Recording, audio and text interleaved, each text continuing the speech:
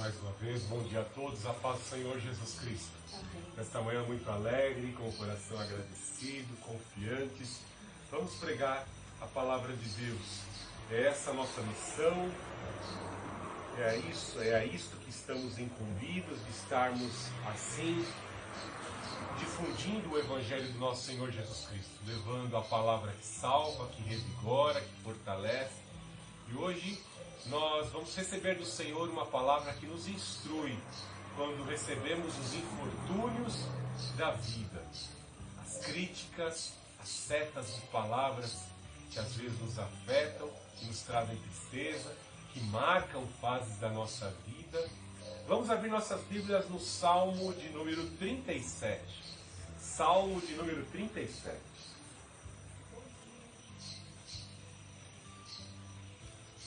Salmo de número 37.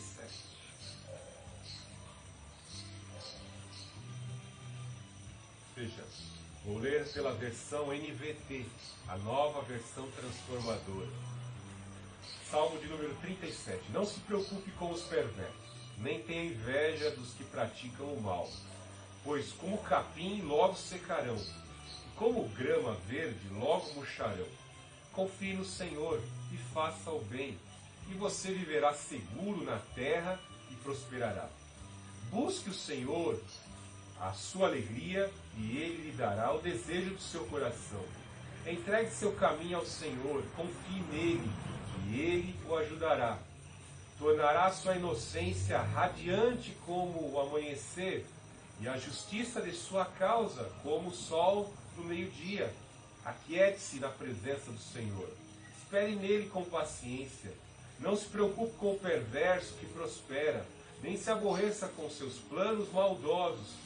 Deixa a ira de lado, não se enfureça, não perca a calma. Isso só lhe trará prejuízo, pois os perversos serão destruídos. Mas os que confiam no Senhor possuirão a terra.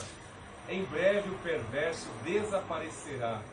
Ainda que o procure, não o encontrará.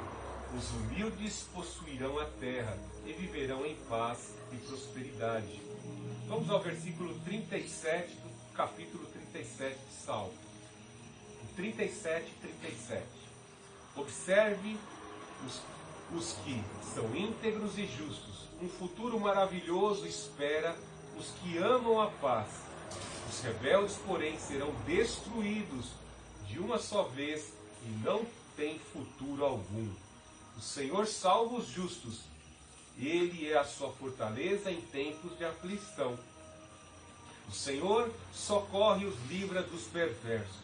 Ele os salva porque nele se refugiam. Senhor Deus, louvado seja por esta palavra. O Senhor é a nossa torre forte. O Senhor é o nosso forte, onde estamos guardados, onde nós podemos nos refugiar. O Senhor nos protege e salva.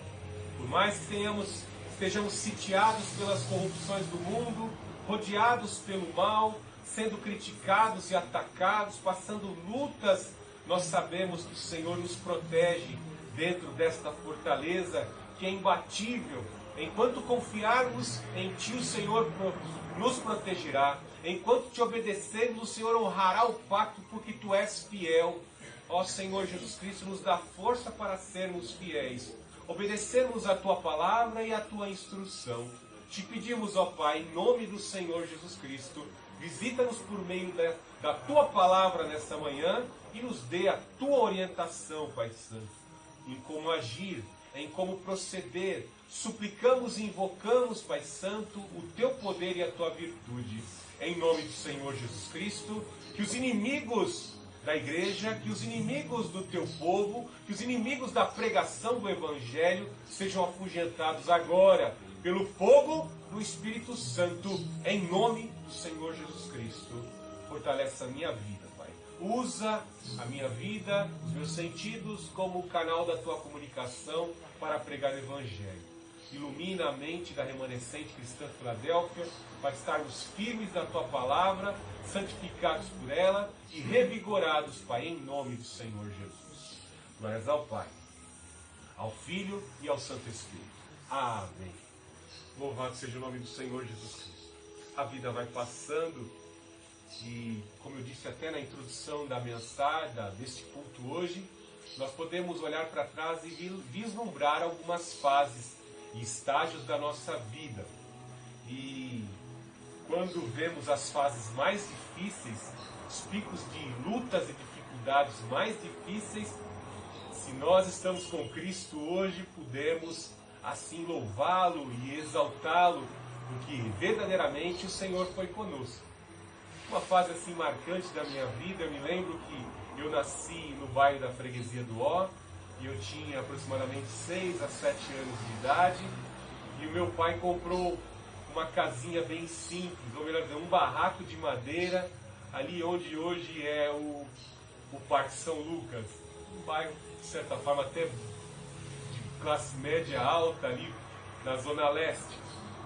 E eu posso me lembrar muito bem como foi a luta do meu pai, trabalhando de sábado, de segunda a sábado, fazendo horas extras, ralando duro. Ele acordava 4h30 da manhã para entrar no Banco Itaú. Ele era chefe da segurança lá dos carros blindados ali.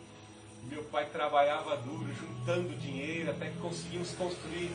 O meu pai conseguiu construir a casa, e eu me lembro que o meu pai se utilizava de todos nós, né? Todos os 3 filhos ali, eu e mais 2 irmãs, carregando tijolo, carregando areia, minha mãe fazendo massa para ajudar ali os pedreiros a terem, servindo como servente de pedreiro para que a nossa casinha pudesse ser construída, né? Foi incrível, porque quando meu pai comprou aquele barraquinho de madeira, os irmãos dele riam, né? Eita, mas tu vai comprar uma casa. O nome do meu pai é nome de rei, sabe? Amazias, um dos reis da dinastia judaica, né? Ei, Amazias, você comprou uma casa na beira do rio, meu, que é isso? Onde é que você tá com a cabeça, né? Só que existia um projeto que muitos não sabiam, né? A construção da Avenida Anhanha-Melo, que haveria de valorizar muito aquela região, né?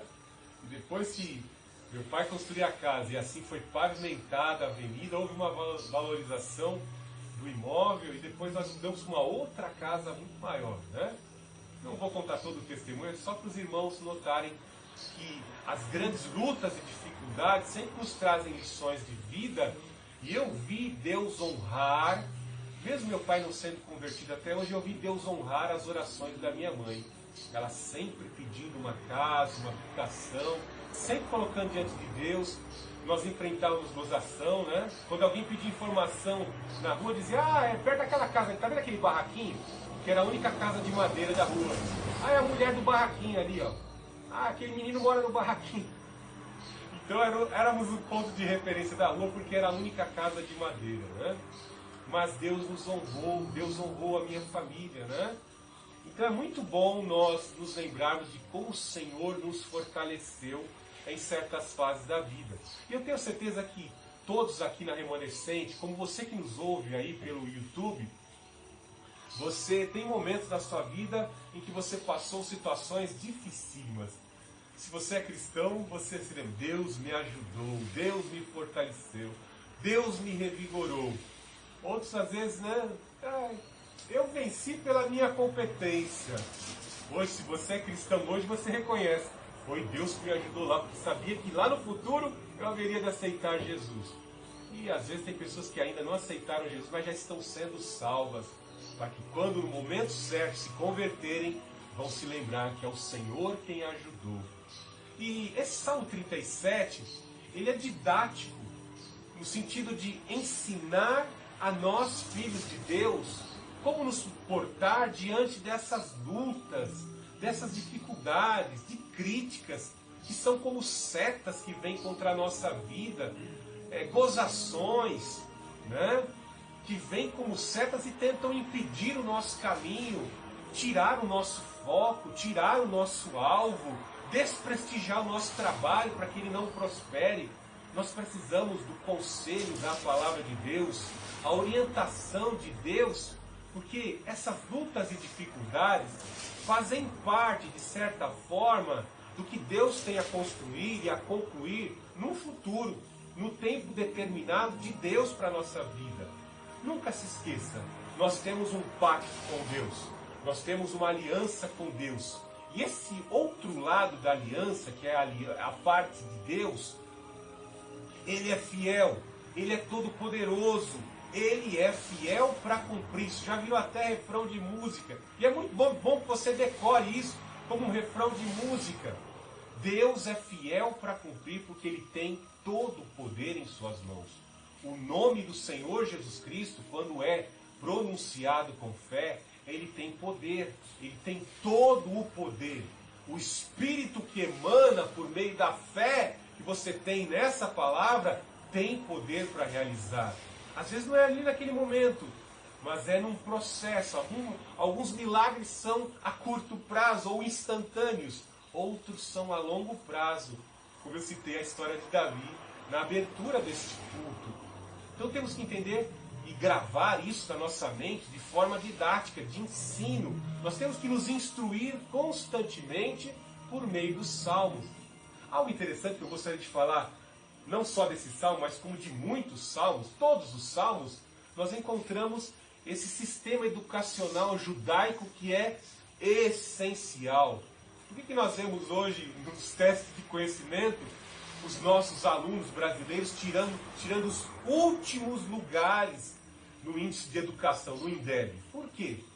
Porque esse sistema de educação judaico e japonês foi esquecido, que é o método repetitivo, né? Então nós encontramos na didática dos judeus os chamados paralelismos sinônimos. Você vai ver que todos os versículos que estão no início do Salmo, eles se repetem novamente. Os outros versículos, quando ocorre essa repetição, ocorre um reforço para que você memorize as instruções, a orientação do Senhor. Então existem paralelismos sinônimos, frases semelhantes, repetidas várias vezes, paralelismos antitéticos, ou seja, exortações ou passagens contrárias ao que está em cima, algo referente ao que está dito no versículo anterior, e por várias vezes também, 2, 3 vezes. E os paralelismos sintéticos, quando unem a instrução e a exortação, contrária a algo que transgride a lei de Deus. Então existem esses paralelismos, com o intuito de que todo aquele que busca a orientação do Senhor vai receber o ensino repetidas vezes, se empenhar, se exercitar a buscar a instrução na palavra de Deus. Então vejamos que ele começa orientando aqui, diante dessas lutas e dificuldades que passamos. O salmista passou por várias dificuldades, desde os instantes dos momentos em que ele cuidava do rebanho do seu pai Jessé, a enfrentar, a receber a unção, né, de Samuel. Visto que Samuel ali ungiu a cabeça do menino com azeite, o chifre representava poder, o azeite representava as faculdades que o Espírito Santo concede. Então, tudo o que seria necessário para Davi ter uma vida de bravura e desempenhar a sua função para cumprir o propósito de Deus, ele recebeu. Algumas qualidades eram inerentes dele, mas outros recursos foram concedidos naquela unção de azeite. O poder do Espírito Santo, representado no chifre, e as faculdades do Espírito Santo, a unção, o poder de Deus foi derramado sobre a vida de Davi. Amém? Então, observemos que ele nos traz algumas instruções. Primeiramente, a questão da preocupação, né? Nós vivemos num mundo imediatista, nós vivemos num mundo de cobrança, nós vivemos num mundo que há uma necessidade de se atingir metas constantemente, e o salmista fala: não se preocupe com os perversos. Porque neste mundo de lutas e disputas, onde se tem que atingir metas, nós estamos lá produzindo dentro de uma fábrica e contrastando a nossa produção com a produção da pessoa ao lado. Você está assistindo uma Copa do Mundo de futebol e você vê o desempenho dos craques, os artilheiros que fazem mais gols. E aí um craque começa a disputar com outro craque de outra seleção, ou às vezes até mesmo dentro da própria seleção, a busca pela titularidade para jogar na seleção. O desempenho, os nossos desempenhos estão sempre sendo cobrados numa sociedade capitalista, numa sociedade que exige. Se você não desempenhar bem a sua função dentro da empresa, você vai ser dispensado. O sistema é implacável, né? O sistema vai eliminar você se você não for capacitado. Por isso que nós temos que nos encher do poder. Por isso que Davi precisava da unção com azeite, do poder representado naquele chifre sobre a sua cabeça, para que ele pudesse cumprir o que Deus estava colocando. Um menininho pastor de ovelha poderia ser pastor? Em hipótese alguma. Não entendia nada de guerra, não entendia nada de gestão sobre pessoas. Então, nas lutas e nas provas, nas traições, entre os amigos, até mesmo entre os amigos, isso estava forjando em Davi um caráter forte. Veja que o jovem Davi, de repente, estava diante, não que ele quisesse, mas diante de uma disputa, de um homem lindíssimo, o rei. O rei começou a disputar com Davi. E ele viu que a sua produtividade era menor diante da de Davi. Principalmente quando Davi e Saul voltavam da guerra. Saul mata seus milhares, as virgens assim cantavam celebrando depois das vitórias, né? E Davi mata, elimina suas dezenas e centenas de milhares. Isso trouxe ciúmes. E essa questão do ciúme, essa questão da inveja, essa questão de disputas acirradas, vão nos gerando preocupações.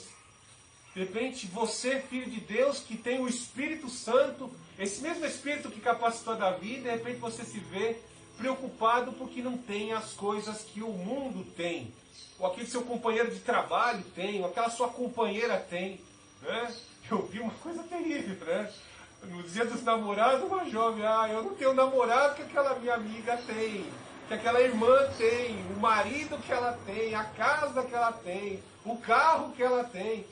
Isso acontece, nós temos que começar a cuidar mais da nossa vida. Porque para cada um Deus tem um propósito. Né? Dos 12 apóstolos ali nós vemos 12 cabecinhas, parte do mesmo povo, irmãos, filhos de Abraão, mas com umas certas mentalidades que muitas vezes não condiziam, pela incompreensão, pela falta de capacidade de discernimento. Muitos estavam andando com o Filho de Deus, mas não estavam entendendo que ele é o Filho do Deus Altíssimo. Deus só revelou para o Pedro ali. Foi pelo Espírito de Deus que revelou. Porque eu estou andando com 12 aqui e ainda não perceberam. Tem um aqui que vai me trair, né? Interessante. Está andando com o Filho de Deus. Os sinais trazem cumprimento de que ele é o Filho de Deus, cumprindo as profecias de Isaías 61. Mas ali eles não estão entendendo que é o Filho de Deus que está ali. E às vezes o Espírito Santo está andando com você e você não percebeu que a rota daquele seu amigo que conquista muito é indo direto para um abismo. Você nem imagina. Ele pode ser rico aqui na terra, construir torre, ter carro, ter muita riqueza, mas ele está indo para o inferno. Por quê? Ele não tem a unção que você tem. Ele não foi ungido com o chifre que você tem, como Davi foi. Está entendendo? E você, por mais que você sofra, por mais que você passe lutas e dificuldades, você foi ungido para a vitória. Você foi ungido para viver eternamente e não para morrer eternamente. Fiz questão de citar o finalzinho desse Salmo 37, que fala que os ímpios desaparecerão. Vão murchar, vai chegar a hora que essas flores que florescem com a ostentação de bens, de dinheiro, de riqueza, vão murchar. Porque toda essa riqueza, toda essa ostentação não poderá sustentar quando o corpo desfalece. Não adianta muitas pessoas manterem aquela ilusão de faraós egípcios. Vamos construir uma pirâmide de 40 metros de altura e lá colocarmos os tesouros, os servos, com o intuito de que venham nos servir na eternidade e seremos eternamente ricos com tudo que conquistamos. De sorte que nessa terra nada poderemos levar. O apóstolo Paulo é bem claro em dizer que os que querem ficar ricos caem nos mares. Então, diante dessa palavra, não se preocupe. É hora de você realinhar o foco das suas ambições e entenda que você não vai talvez conseguir fazer o seu 1 milhão até o final do ano, nem talvez ao longo da tua vida inteira. É hora de você se preocupar com aquilo que nem uma crise econômica, não haverá perda de valor agregado, que é aquilo que é incorruptível. Colossenses capítulo 3, que é aquilo que está nos céus. Você redirecionar o teu foco, as tuas ambições e nutrir os valores necessários para entrar nesse reino. Pedro fala: se em vós houverem estas virtudes, os abrirão amplamente as entradas do reino dos céus. Então realinha o teu foco, para com essas preocupações e deixa de lado essas disputas. Faça tudo para a glória de Deus. Mas, pastor Fernando, eu tenho que atingir a meta, eu tenho que atingir a cobrança dos meus supervisores lá na empresa. Sim. Faça para agradar, cumpra as projeções que estão sobre a sua vida. Atinja a meta, mas procure glorificar o Senhor Jesus no teu ambiente de trabalho. É Ele que abriu a porta para você. O texto da igreja de Filadélfia está bem claro em dizer que a porta que Ele te abriu, ninguém pode fechar. Qual é o supervisor lá da Toyota que pode te mandar embora? Ou da Honda, ou da GM, né? Quem é que pode, se é o Senhor que te abriu aquela porta? Todos os espíritos se submetem ao Deus Altíssimo. Deixa essa preocupação, acalma-te. Não tem inveja dos que praticam o mal. Coisa terrível, né? Uma vez eu vi uma entrevista com um jogador de futebol, né? Perdi o meu tempo, né? Tava lá uma que já fez até filme pornográfico com um menino de 12 anos, entrevistando um jogador de futebol que estava embriagado e teve relações com homossexuais. E ele lá dizendo, né? Da sua riqueza, da sua ostentação, né? E ali depois isso virou debate lá no ambiente de fábrica, quando chegou na segunda-feira, né? Pessoas com a vida toda torta entrevistando o outro que está com a vida toda estragada. Mas porque tem muito dinheiro, eles estão rodeados de aduladores, de gente bajulador, né? Bastou adquirir síndrome de deficiência imunológica, lá, HIV, que aí todo esse dinheiro, toda a riqueza, se juntar dos dois, não vai pagar a solução do problema, né? Então, aqui está dizendo que não tenha inveja desse tipo de gente. São pecadores aos quais Deus ama? Sim, Deus ama. Mas nós, eu falo com todo esse desdém e todo esse desmerecimento, para que você entenda que essas obras são infrutíferas e são obras das trevas. Para que nós aqui da Remanescente Cristã Filadélfia, e você que crê nessa palavra, não sinta inveja desse caráter podre, dessa nojeira podre que a elite artística da Rede Globo joga na tua cara, para dizer que isso é vida, isso é qualidade de vida. Entendeu? Não tem inveja desse tipo de gente. Não tem inveja, não seja como Saul. Que o futuro de quem corre muito atrás disso é AIDS mesmo, é destruição, é morte. Veja outra instrução que ele fala no versículo 2. Pois como o capim logo secarão, e como grama verde logo murcharão. Não vai poder sobreviver. Veja como ele fala, algo interessante, como ele fala diversas vezes no Salmo. Você vai poder ler depois na sua casa. Ele repete várias vezes que eles vão murchar, que eles não vão perseverar sobre a terra.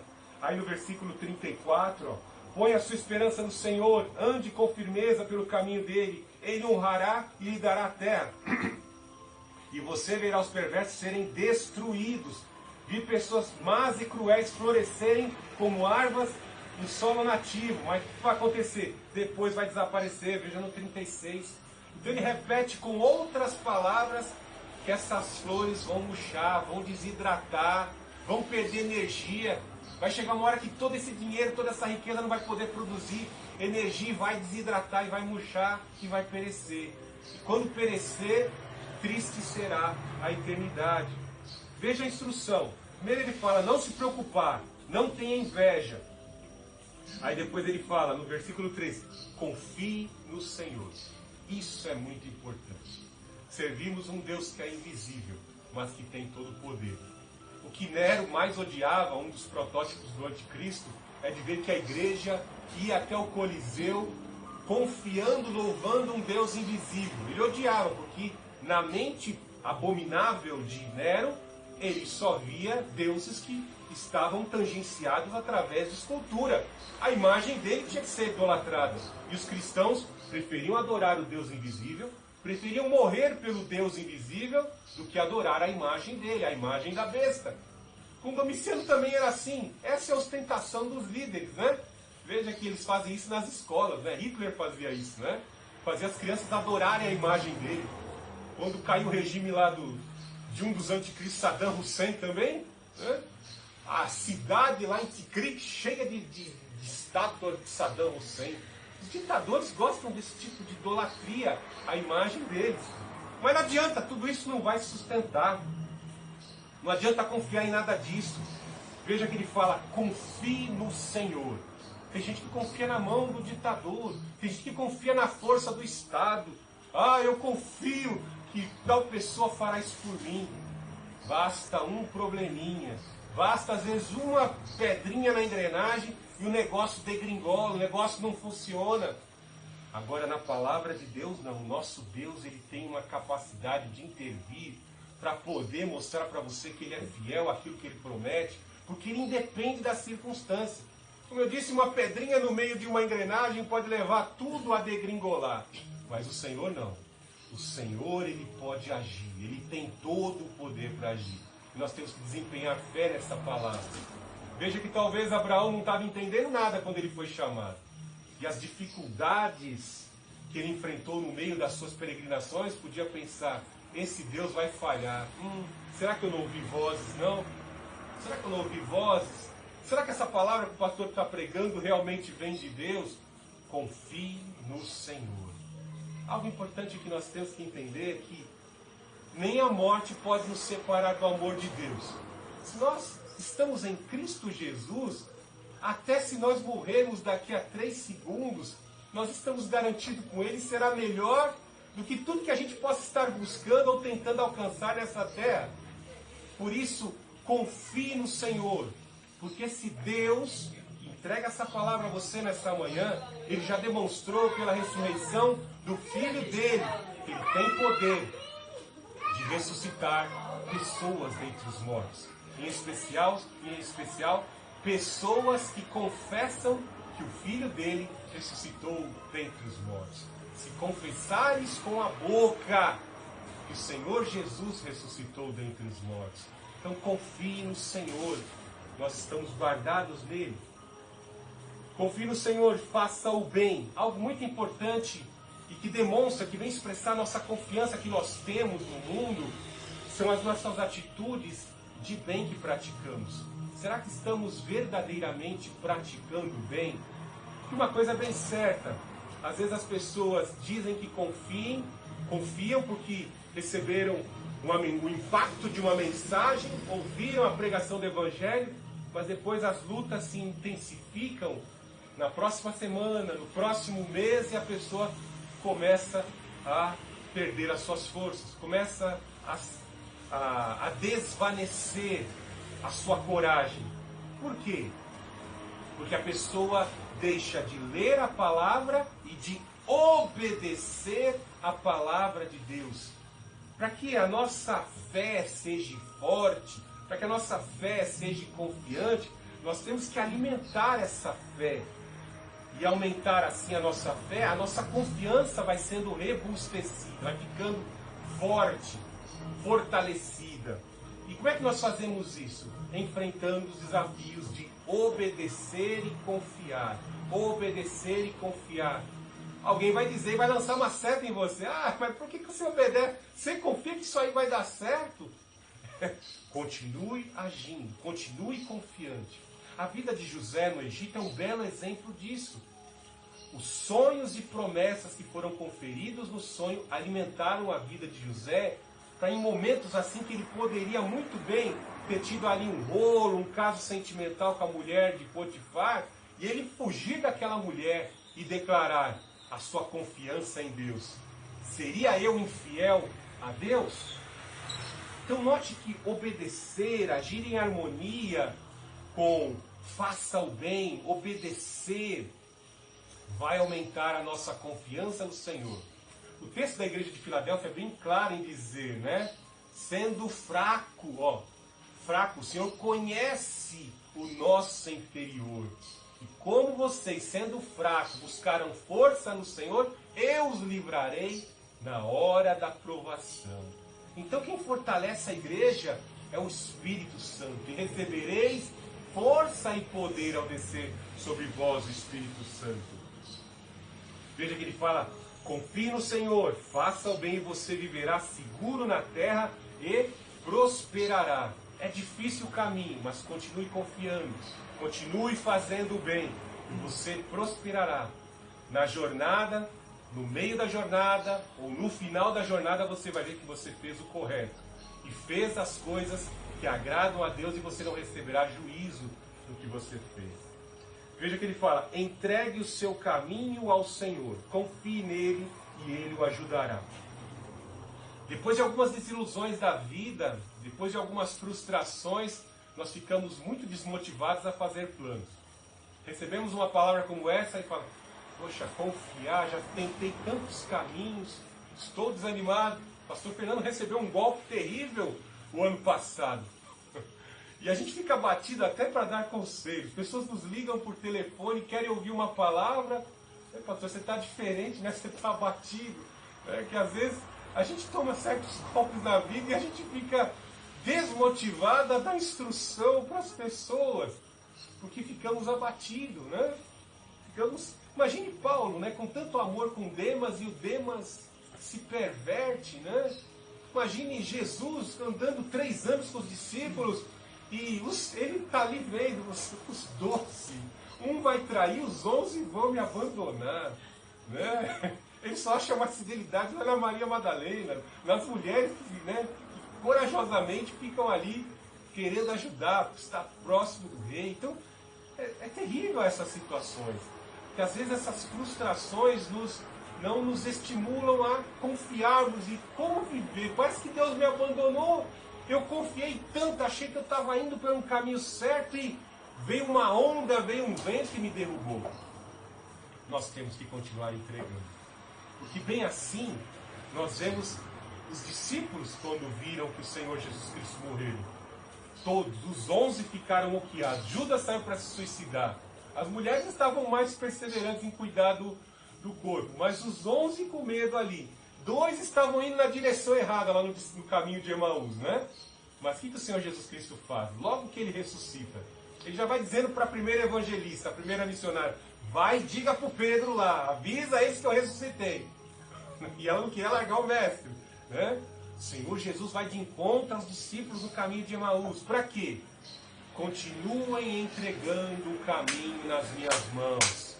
Eu quero todos, eu não vou abrir mão de nenhum discípulo. Note que Jesus já se ressuscitou dentre os mortos e foi atrás dos 11. Um está perdido. Um deixou Satanás entrar no coração, foi lá e se suicidou. Nós não somos daquele que recuam. Nós não somos daquele que recuam. Nós estamos sensíveis. Senhor, nós caímos, fizemos uma opção errada, como Abraão tomou a opção errada lá com relação a Sarai. O Senhor começa a interferir. Quando nós tomamos opções erradas, como os discípulos do caminho de Emaús, e quando Abraão, que mentiu sobre a sua meia-irmã Sara, né, nós vemos que Deus começa a atuar, porque Ele sabe das nossas limitações. Ele sabe das nossas fraquezas. E quando Ele pôs uma responsabilidade, como Ele pôs sobre o ombro de Abraão, sobre os ombros dos discípulos, o Senhor Jesus sabe que isso é pesado. O Senhor Jesus Cristo sabe que é pesado você ser cristão nos dias de hoje, com a tamanha corrupção e degeneração que nós estamos vivendo na Terra. Então o que Ele vai fazer? Quando nós falhamos neste compromisso, como eu disse no início da mensagem, a parte de Deus é fiel e poderosa. E a parte da aliança nossa, ela é instável, ela depende da confiança na palavra, ela depende do poder do Espírito Santo para se sustentar. Então o Senhor Jesus Cristo começa a interferir nos nossos erros e começa a consertar. Mexe lá na casa do faraó, que tinha tomado Sarai como esposa, e promove saraivada de peste na casa do faraó, para que ele devolva a mulher, que era uma mulher santificada, uma mulher consagrada, e era a mulher de Abraão, a mãe de muitas nações. E começa a mexer nos discípulos. para que os discípulos voltem, né? Tanto é que Pedro, quando ele já sabia que Jesus tinha ressuscitado, mas ele perdeu a motivação, acho que vou voltar para a minha empresa pesqueira, né? Vou voltar a pescar. Olha quem está lá na praia. Olha quem está lá na praia esperando ele depois da pesca. Não esqueci de você não, Pedro. Você vai ser aquele pescador de homem que eu falei que seria. Também assim somos nós, todos nós temos um chamado. Mas em meio às lutas e dificuldades nós vamos desanimando, perdendo o foco. Mas o Senhor vem em resgate à nossa vida. Veja que ele fala aqui, entregue o seu caminho do Senhor, confie nele e ele o ajudará. Ele vai te ajudar a vencer esse obstáculo, ele vai ajudar você a vencer o problema e ele vai interferir naquele que está importunando e impedindo a tua visão de se cumprir. Deus vai atuar. Tornará a sua inocência radiante, como o amanhecer, e a justiça de sua causa como o sol ao meio-dia. Eu não sei para a tua vida, mas para a minha, este versículo 6, já se cumpriu na minha vida várias vezes.